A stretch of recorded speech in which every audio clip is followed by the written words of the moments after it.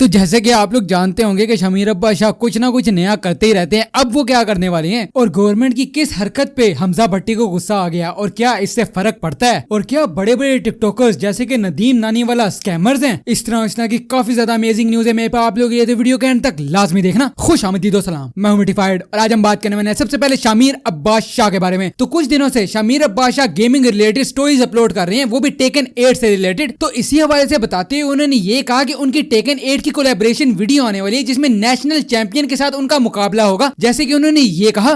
तो गाइस हमारी gaming video आने लगी है टेकन 8 की।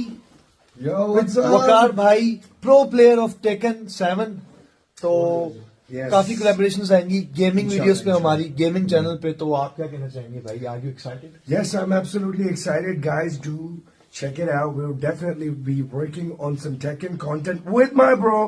You know, and we will make sure that you guys are entertained. We've got a lot of things planned, so inshallah we're gonna have a great. आगे हम बात कर लेते हैं हमजा भट्टी से रिलेटेड। तो हाल ही में हमजा भट्टी ने अपनी इंस्टा स्टोरीज पर कुछ बातें की जिसके अंदर वो काफी ज्यादा डिसअपॉइंटेड नजर आए थे पाकिस्तानी गवर्नमेंट के प्रोसीजर्स को लेकर, जिसमें उनके मुताबिक बंदा सिर्फ जलीलो ख्वार हो जाता है और सिर्फ उसके बाद ही जाके उनका काम हो सकता है। तो एक्चुअल में हुआ ये कि उन्होंने अपना आईफोन जो है वो पीटीए अप्रूव करवाना था, बट एट दी एंड उनको पीटीए के स्टाफ का एक बंदा पहचान लेता है, उनका काम अच्छे से हो जाता है। लेकिन उसके बावजूद भी उन्होंने एक आम आदमी के मसाइल को उजागर किया। उन्होंने कहा अल्लाह ना करे कि कभी किसी टाइम पे भी आपको ना किसी पाकिस्तानी गवर्नमेंट इदारे के साथ कोई काम निकला है। ये मनहूस मारा मेरा आईफोन है, इसको मैंने पीटीए कराना था, पीटीए कराना भूल गया।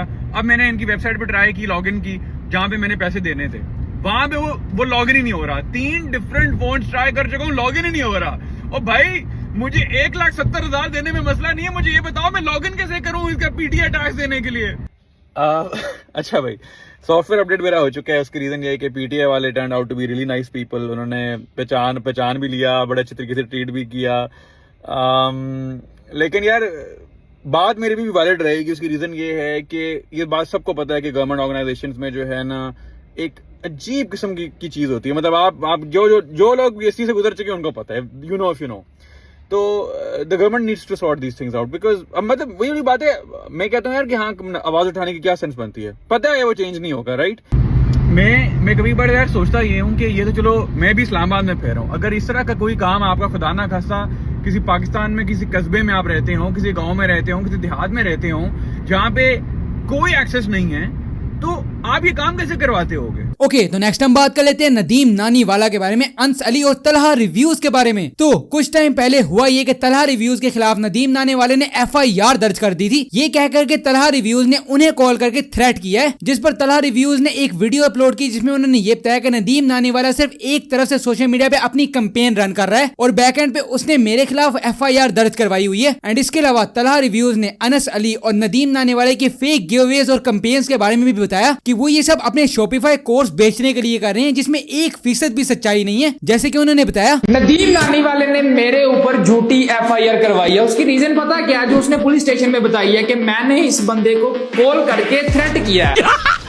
मस्त जोक मारा। अब वैसे वो एफआईआर नहीं है, लाइक वो एक एप्लीकेशन है, लेकिन मुझे कहा यह गया कि अगर मैं पुलिस स्टेशन ना आया तो मेरे ऊपर एफआईआर भी हो सकती है, पता नहीं केड़े मुकदमे लगने ने। खैर, अब मैंने किया क्या, आप लोगों को पता होगा कि यार मैं टेक वीडियोस बनाता हूँ और मैं पिछले 5 साल से यूट्यूब पे टेक वीडियोस बना रहा था। उसके बाद में मैं टिकटॉक पे आया। तो मामला सारा क्या है, मैंने हमेशा शुरू से लेके आज तक अपनी आवाम को सच बताया, कोई फोन है, कोई गैजेट है। अब नदीम नानी वाले का फड्डा मेरे साथ क्या था, इसका फड्डा मेरे साथ कोई भी नहीं था, ठीक है। मैंने अनस अली को एक्सपोज किया जो कोर्स बेच रहा था 50,000 का, और मेरे पास तो पता नहीं कितने प्रूफ्स हैं। मैं सारे कुछ पब्लिकली और पुलिस स्टेशन जाके दिखा सकता हूँ कि लोगों के साथ स्कैम हुआ। अब नानी वाले को बीच आने की आदत है।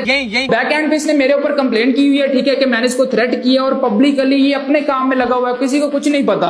बट यार मैंने आपको बता दिया कि ये सारा मामला। ओके, तो आगे हम बात कर लेते हैं आसिम अजहर और तलहा अंजुम के बारे में। तो आप सब जानते होंगे कि इलेक्शंस करीब हैं और बहुत से सोशल मीडिया सेलिब्रिटीज अपनी दिल की बातें खोल कर बयान कर रहे हैं। जैसे कि इमरान खान को सपोर्ट करते हुए आसिम अजहर कहते हैं it's people versus the system now. They can ban everything but not what our heart says. Please find out your constituency and vote. पता तो चल गया होगा किसको करना है अब तक. पाकिस्तानियों, we need to show them the power of people against the corrupted system. And इसके अलावा तलहा अंजुम भी खान साहब के बहुत बड़े फैन हैं और स्पेशली नून लीग के खिलाफ हैं और खुल्लम खुल्ला डिफेम करने में लगे हुए हैं. जैसे कि एक ट्वीट करते हुए वो ये कहते हैं, वोट इमरान खान दे, बाकी सारे हराम दे, पाकिस्तान जिंदाबाद. और दूसरी तरफ एक ट्वीट में रिप्लाई करते हुए ये ट्वीट था, बाकी सब छोड़ो, ये खूबसूरत बहुत है, इतना खूबसूरत होने के लिए क्या खाना पड़ता है. एंड रिप्लाई करते हुए तलहा अंजुम कहते हैं पाकिस्तान. तो आप इस सारे के बारे में क्या कहते हैं मुझे कमेंट सेक्शन में लाजमी बताइएगा. आगे हम बात कर लेते हैं ऐमन शहजादी और मोहम्मद मुश्तबा के बारे में. तो हाल ही में ऐमन शहजादी और मोहम्मद मुश्तबा निकाह के बंधन में बन चुके हैं और इसी पर इंस्टा पे अपलोड करते हुए मोहम्मद मुश्तबा कहते हैं अल्हम्दुलिल्लाह निकाह फाइड. So many congratulations to both of them. Okay, तो स्पोर्ट्स न्यूज में हम सबसे पहले बात कर लेते हैं इफ्तिखार अहमद के बारे में. सो एज यू नो कि सिंध प्रीमियर लीग चल रही है, तो हाल ही में होने वाले मैच कराची वर्सेस लाड़काना के दौरान इफ्तिखार अहमद और असद शफीक के दरमियान मुंह मारी हो जाती है. So after that Iftikhar Ahmed ने एक अपोलॉजी ट्वीट भी किया और सॉरी भी की, जैसे कि उन्होंने ये लिखा, I am extremely apologetic for my behaviour in the field today. I shouldn't have reacted the way I did in the heat of the moment. I apologise to Asad Shafiq भाई in person after the match and have